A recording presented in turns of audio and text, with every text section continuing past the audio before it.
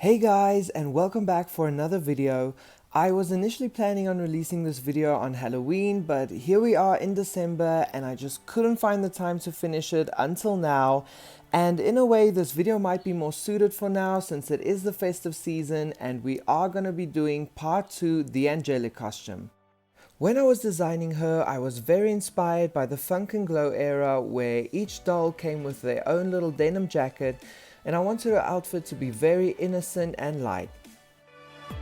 For this video, I will be using a Bratz birthday Cloe on a Bratz the movie body, and honestly this is my favorite Cloe. She reminds me so much of my best friend Dominique, and they're both just so iconic and stunning. To create her accessories, I'll be using some crafting wire, some air dry foam clay, some cardboard with some white acrylic paint. I also have some glitter paint which I did end up swapping out, and some crafting wires with my hot glue gun. Now let's get started. I first take this crafting wire and I wrap it around her head until I can form a basic shape of a headband. I then cut off all the excess wire and went in with my pliers to secure it.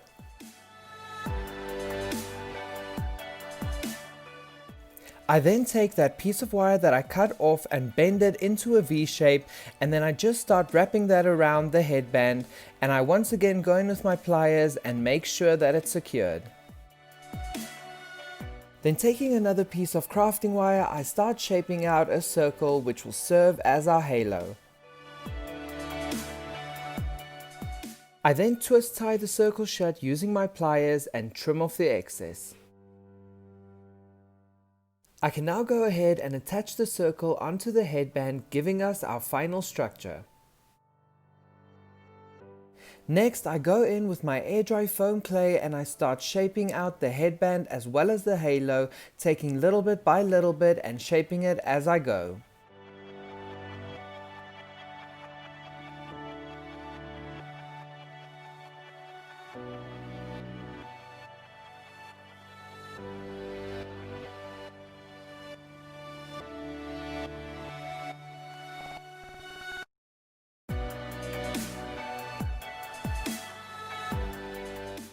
And this is what it looks like when I'm done shaping it out, and I can put it to the side to dry. To give the halo some extra flair, I take some white yarn and I just cut that into tiny pieces so I can create some flocking. After a good amount of time has passed, the clay has dried and I can now go in and paint it with about 2 to 3 layers of white acrylic paint.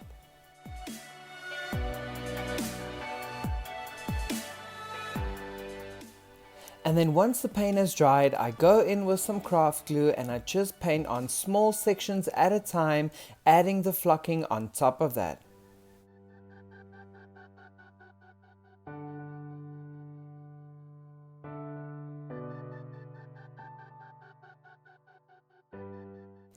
If you haven't noticed already, I have somewhat of an obsession with glitter, so this project will be no different, as I will be adding small pieces of glitter onto the flocking as well as the headband itself.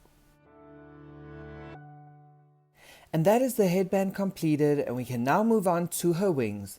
I drew out this basic shape onto paper and I will now trace 2 of those onto this cardboard and cut them out.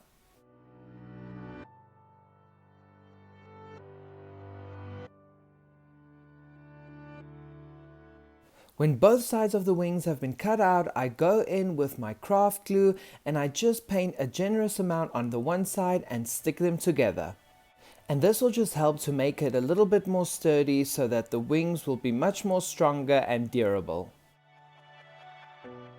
I then stuck a toothpick onto the wing so that I could have an easier time painting it, and I once again went in for about 2 or 3 layers of the white acrylic paint.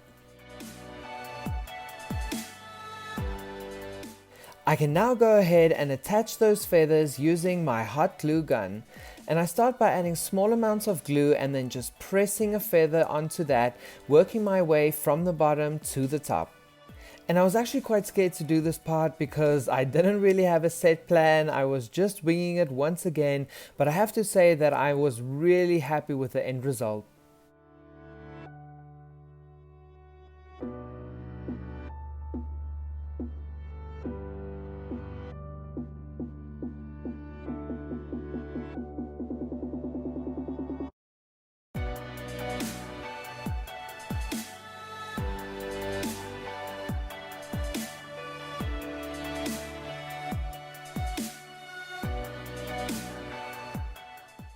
To attach the wings onto Chloe, I'm going to be using this press stud, and I just hot glue that into the middle, and then I'm going to take the other side and sew that onto her jacket. And that is all of the accessories completed, and we can now move on to her outfit. For this, I'll be using some grey satin, some grey mesh, some light blue denim. I also have this white ribbon, some grey thread, and of course my scissors. Off camera, I modified my pattern that I made in my Sinful video, which I will be linking down below, and I basically just made it a little bit more broader and longer. I then take my pencil and I trace out the pattern onto the denim, and then I cut that out.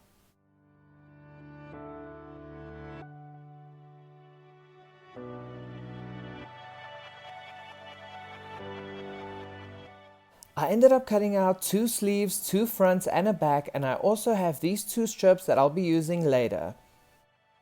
Since the denim won't really melt with my lighter, I go in with some craft glue and I just seal those edges to keep them from fraying. To give the jacket a little bit more detail, I go in with my pencil and I just map out exactly where I want to add some stitching, which will then emulate some paneling.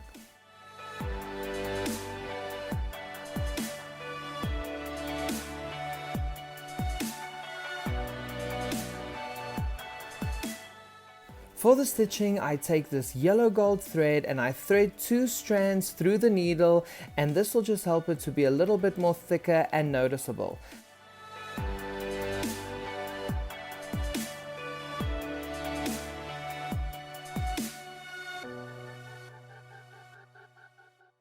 For the front of the jacket, I made these rectangular pieces that'll serve as pocket flaps, and I'll just sew that into place when I do the rest of the stitching.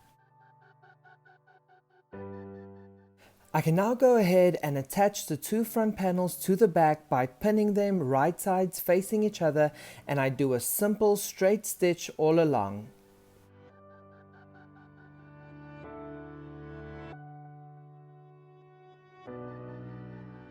When that's done, I flip the jacket inside out and I just press down and sew down the seam. For now, I can put the jacket to the side and focus on the sleeves, which I folded inward on the cuff, and I just do a straight stitch all along the edge. After that, I quickly took a break and I went out and voted, so just excuse the marking on my finger, and I then also went ahead and added another straight stitch just above that one to emulate a cuff.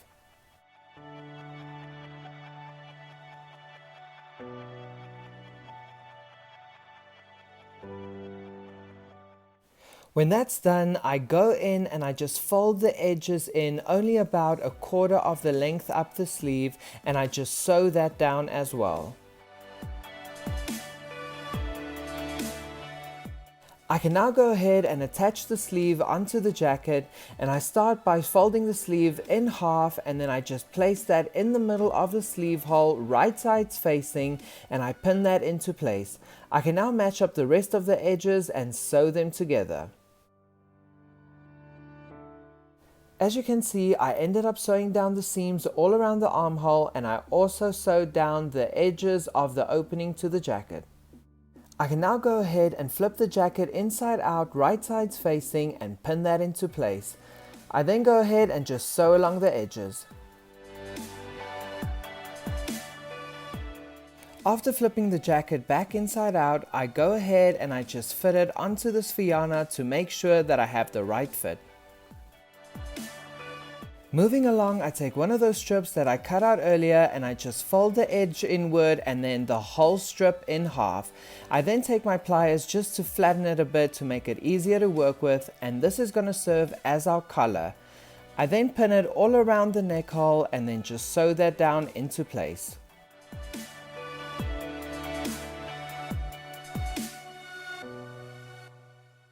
When I get to the other end of the collar, I just repeat the steps by folding the edge inward and sewing it down into place. When that's done, I flip the collar upwards and I just sew down the seam. I then take the other strip that I cut out earlier and I'm going to repeat the steps that I used for the collar, and this time it's going to serve as the bottom cuff of our jacket.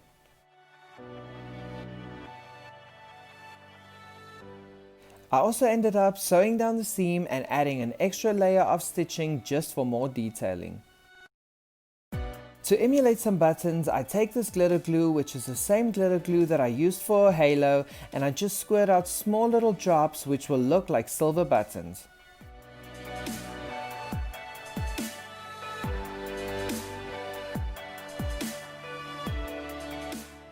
The final step to this jacket will be attaching the other end of that press stud so that I can attach the wings onto the jacket. And that concludes the jacket, which we can now put aside and start working on her slip dress. I first start by creating a pattern for it by drawing a straight line and placing Fiona straight in the middle of it, and then I just draw out the shape of her body. I then take my ruler and map out 3 dots which will serve as my seam allowance at the hips, the middle and the bust. I also start freehanding the top of the dress, which is basically just a slanted triangle. I then connect all the dots that give me my seam allowance and I can go ahead and cut out the pattern. To create the back pattern piece for the dress, I take the front and I just trace it out, adding a 1/2 centimeter in width, and I also just cut off the triangular shape at the top. Now that I have my pattern pieces, I can fold my fabric and just place those patterns onto the fold, cutting it out perfectly symmetrical. After cutting out 1 full front panel and 2 back panels, I go in and very carefully seal the edges using my lighter.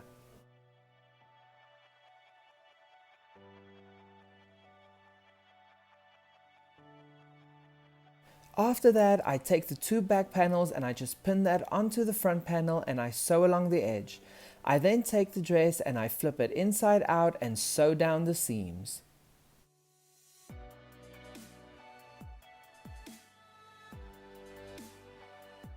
I then take a strip of this grey mesh and I'm going to be using this as a facing as well as a ruffle, and I start by placing it onto the dress on the right side and I start sewing that down, making ruffles along the way as I go.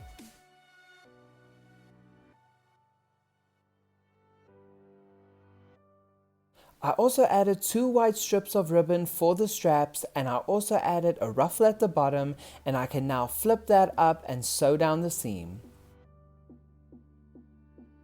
This is what the dress looks like after that, and I can now go ahead and just trim off all of the excess mesh on the inside as well on the outside.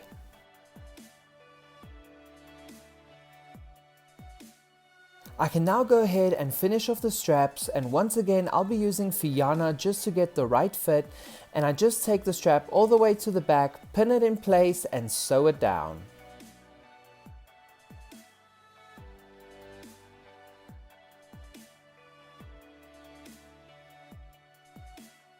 To close off the dress, I flip it inside out, right sides touching, and I just do a simple straight stitch about a 1/4 way up into the dress. I then flip the dress back inside out and I just sew down the seam.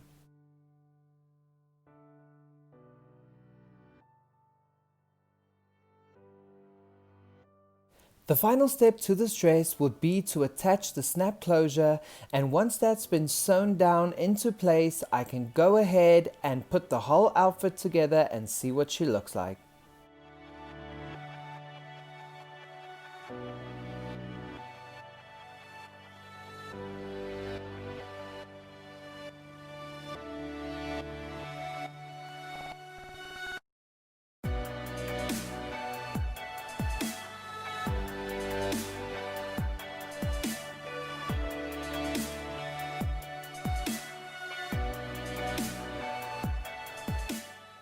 And that concludes part 2 of the Angelic costume. I really hope you guys enjoyed this video. I know I did cheat a bit by reusing shoes that I used in my Mean Girls video, but I think these shoes really suited the look. And if you guys did enjoy this video, please don't forget to give it a like, a follow, and subscribe, and I will see you guys next time. Bye guys.